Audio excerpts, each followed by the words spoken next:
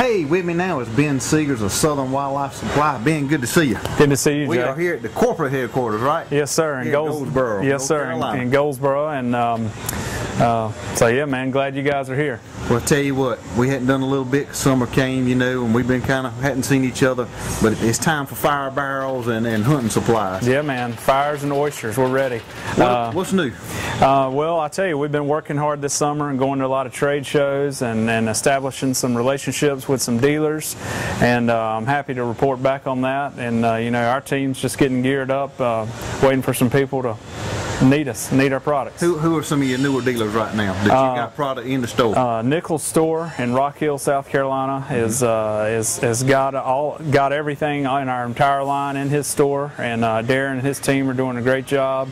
EJW in Outdoors in Morehead City, North Carolina has got the oyster tables in and the oyster knives and our little gift pack sets, and we are in the throes of getting inventory and stuff together for New Sport Shop in Kinston, North Carolina. So those three will be lined up, and we're in conversation with many others, so check with our website and we'll be keeping everybody posted on what we got going on. Well, I know Nichols Store's got your stuff. You've got some smaller like grills now for back porches I've seen that are built just like the fire pots. Darren Nichols had those at the PD Deer Classic. Yep, that's that's some of the creativity of some of our team here. Is came up with a much smaller version that you could use tailgating or in a camping picnic it's just type. Like the great big one here. It's just like the little baby brother. Well, I can honestly say we have used more of mine at my house, just being around the barn area, more than I ever thought we would. I mean, we were cooking chicken on it, steaks. We get a good hickory fire up under that thing, man. Oh, they're great. You just can't beat it. Oh yeah, it is great.